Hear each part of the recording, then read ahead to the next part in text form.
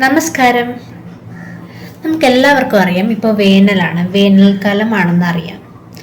വേനൽക്കാലം മനുഷ്യരെ പോലെ തന്നെ ചെടികൾക്കും വളരെയധികം ബുദ്ധിമുട്ടുള്ള കാലമാണെന്ന് നമുക്കറിയാം.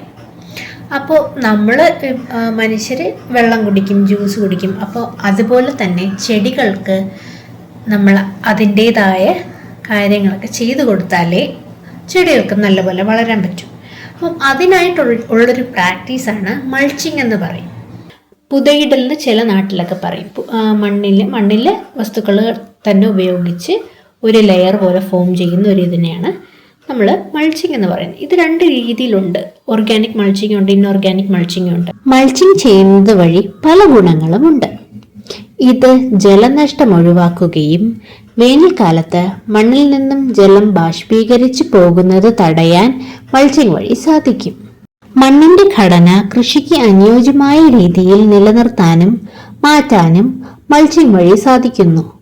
മണ്ണിൽ നിന്നുള്ള ന്യൂട്രിയന്റിന്റെ അഥവാ മൂലകങ്ങളുടെ നഷ്ടം കുറയ്ക്കാൻ സഹായിക്കുന്നു. ഓർഗാനിക് മൾച്ചാണ് ഉപയോഗിക്കുന്നതെങ്കിൽ മണ്ണിൽ കൂടുതൽ ജൈവാംശം ഉണ്ടാകാനും സാധിക്കുന്നു.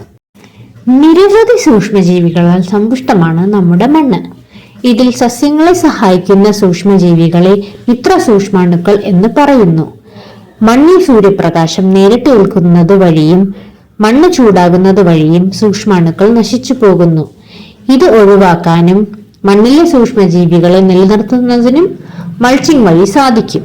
അപ്പോൾ നമ്മൾ പറഞ്ഞ പോലെ ഈ വേനൽക്കാലത്ത് നമുക്ക് പ്രതികൂലിച്ച് നിൽക്കാൻ വേണ്ടിയിട്ട് നമുക്ക് മൾച്ചിങ് എന്ന പ്രാക്ടീസ് മുന്നോട്ട് കൊണ്ടുവരാം. അപ്പോൾ ഇത്രയും നേരം എന്നെ കേട്ടിരുന്നതിന് വളരെയധികം നന്ദിയുണ്ട്. ഞാൻ Gauri Nandana, junior consultant, Chulli farm service.